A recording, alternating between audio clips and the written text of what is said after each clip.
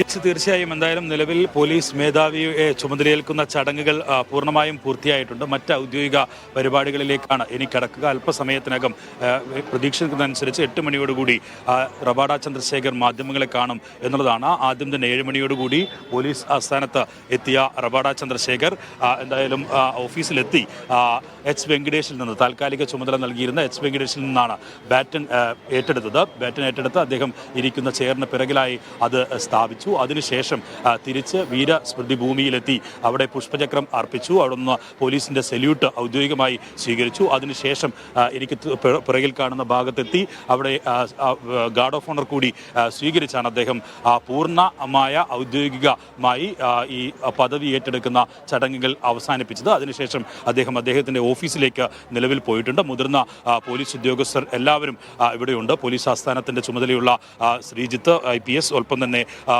ADGP MR Ajith Kumar തുടങ്ങിയ മുതിർന്ന police ഉദ്യോഗസ്ഥർ ഒക്കെ അദ്ദേഹത്തിന് അധികാരം ഏറ്റെടുക്കുന്ന ചടങ്ങിൽ പങ്കാളികളായി. എന്തായാലും ഇന്ന് പുലർച്ചെയാണ് കേന്ദ്ര സർവീസിൽ നിന്ന് ഒഴിവായ ശേഷം റവാഡ ചന്ദ്രശേഖർ കേരളത്തിൽ എത്തിയത്. 7 ദിവസത്തോളം വൈകും എന്ന പ്രതീക്ഷയാണ് ഉണ്ടായിരുന്നത്. അതുകൊണ്ട് തന്നെയാണ് ഇന്നലെ ചേർന്ന മന്ത്രിസഭാ യോഗം ക്രമസമാധാന ചുമതലയുള്ള ADGP എച്ച് വെങ്കടേഷിന് സംസ്ഥാന പോലീസ് മേധാവിയുടെ ചുമതല നൽകിയിരുന്നത്. പക്ഷേ അദ്ദേഹം കേന്ദ്ര സർവീസ് പൂർത്തിയാക്കി തിരിച്ച് ഔദ്യോഗിക പദവി ഏറ്റെടുക്കാനായി കേരളത്തിൽ ഇന്ന് പുലർച്ചെയെത്തി. ഇന്ന് രാവിലെ 7 മണിയോടുകൂടി അദ്ദേഹം ഔദ്യോഗികമായി തന്നെ പോലീസ് മേധാവിയായി ചുമതലയേറ്റു. 2 വർഷക്കാലമാണ് ഇനി DGP റവാഡ ചന്ദ്രശേഖർ സംസ്ഥാനത്തെ പോലീസ് മേധാവിയായി തുടരുക. സാധാരണഗതി 1 വർഷം മാത്രമാണ് നിലവിൽ റവാഡ ചന്ദ്രശേഖറിന് കാലാവധിയുള്ളത്. പക്ഷേ സുപ്രീം കോടതിയുടെ ഉത്തരവ് പ്രകാരം പോലീസ് മേധാവികൾ 2 വർഷം തികയ്ക്കണം എന്നുള്ളതാണ് സുപ്രീം കോടതി ഉത്തരവ്. അതുകൊണ്ട് തന്നെ അടുത്ത 2 വർഷക്കാലം പോലീസ് മേധാവിയായി നിലവിൽ ഉള്ള റവാഡ ചന്ദ്രശേഖർ തുടരും. ഈ വർഷം കഴിയുന്നതോടുകൂടി സർക്കാരിൻ്റെ കാലാവധി അവസാനിക്കുകയാണ്. രണ്ടാം പിണറായി വിജയൻ സർക്കാരിൻ്റെ കാലാവധി അവസാനിക്കുകയാണ്. അടുത്ത തെരഞ്ഞെടുപ്പിൽ ആരധികാരത്തിൽ വരുന്നു ആ ഘട്ടത്തിലും പോലീസ് മേധാവിയായി എന്തായാലും റവാഡ ചന്ദ്രശേഖർ തുടരും എന്നുള്ള പ്രത്യേകതയുണ്ട്. എന്തായാലും ഏറെ വിവാദങ്ങൾ ഒരു ഭാഗത്ത് നടക്കുന്ന സാഹചര്യം കൂടി നിലവിലുണ്ട്. കൂത്തുപറമ്പ് വെടിവെപ്പ് നടന്ന സമയത്ത് കൂത്തുപറമ്പിലെ ACP ആയിരുന്നു റവാഡ ചന്ദ്രശേഖർ. അതുകൊണ്ട് തന്നെ അങ്ങനെ ഒരാളെ CPM തന്നെ പോലീസ് മേധാവിയായി നിയോഗിക്കുന്നു എന്നുള്ള വിമർശനം, ചർച്ചകൾ ഒക്കെ ഒരു ഭാഗത്ത് നടക്കുന്നുണ്ട്. പക്ഷേ CPM അതിന് ന്യായീകരണമായി പറയുന്നത് അത് നടപടിക്രമങ്ങളുടെ മാത്രം ഭാഗമായിട്ടാണ് ഇപ്പോൾ ഉള്ള നിയമനം എന്നുള്ളതാണ്. നവംബർ 25-നായിരുന്നു കൂത്തുപറമ്പ് വെടിവെപ്പ് നടന്നത്. 23-ന് മാത്രം അധികാരമേറ്റ ആളാണ്, ACP ആയി ചുമതലയേറ്റ ആളാണ് റവാഡ ചന്ദ്രശേഖർ. അതുകൊണ്ട് തന്നെ അദ്ദേഹത്തിന്റെ നേതൃത്വത്തിൽ ആണെന്ന് പറയുമ്പോഴും അത് മാത്രമല്ല, ഇക്കാര്യത്തിലുണ്ടായ ഗൂഢാലോചന ഭരണതലത്തിലും ഒപ്പം തന്നെ ഉന്നത പോലീസ് ഉദ്യോഗസ്ഥ തലത്തിലും നടന്ന ഗൂഢാലോചനയാണ് അന്ന് നടന്നത്. അതുകൊണ്ട് അന്ന് താരതമ്യേന ജൂനിയർ ആയിട്ടുള്ള ഒരു പോലീസ് ഓഫീസർ ആയിരുന്നു റവാഡ ചന്ദ്രശേഖർ എന്നുള്ളതാണ് ന്യായീകരണമായി CPM മുന്നോട്ട് വെക്കുന്ന വാദങ്ങൾ എന്ന് പറയുന്നത്.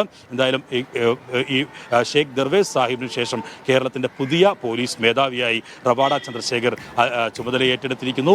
വലിയ കടമ്പകൾ, ഒരുപാട് വിമർശനങ്ങൾ ഒക്കെ പോലീസിന് നേരിട്ടുകൊണ്ടിരിക്കുന്ന ഒരു സാഹചര്യം കൂടിയാണ്. ജനങ്ങളുടെ പെരുമാറ്റത്തിലെ മോശം പ്രവണതകൾ ഉൾപ്പെടെ പല തരത്തിലും ചർച്ചയാകുന്ന സാഹചര്യത്തിൽ ഇനി ഷെയ്ഖ് ദർവേസ് സാഹിബിന് ശേഷം ഇദ്ദേഹം എങ്ങനെ അദ്ദേഹത്തിന്റെ ചുമതലകൾ മുന്നോട്ട് കൊണ്ടുപോകും, ഏതൊക്കെ തരത്തിലുള്ള മാറ്റങ്ങൾ പോലീസിൽ വരുത്തും എന്നുള്ളതൊക്കെ കണ്ടറിയേണ്ടതാണ്. എന്നാലും ആദ്യത്തെ ഔദ്യോഗിക പരിപാടി കണ്ണൂരിൽ തന്നെ ആണ് എന്നുള്ളതും ഒരു യാദൃശ്ചികതയാണ്. മുഖ്യമന്ത്രി തന്നെ പങ്കെടുക്കുന്ന മുഖ്യമന്ത്രിയുടെ മേഖലാ അവലോകന യോഗത്തിലാണ് റവാഡ ചന്ദ്രശേഖർ ആദ്യമായി ഔദ്യോഗികമായി അദ്ദേഹത്തിന്റെ പരിപാടിയിൽ പങ്കെടുക്കുന്നത് എന്നുള്ളതും യാദൃശ്ചികമാണ്.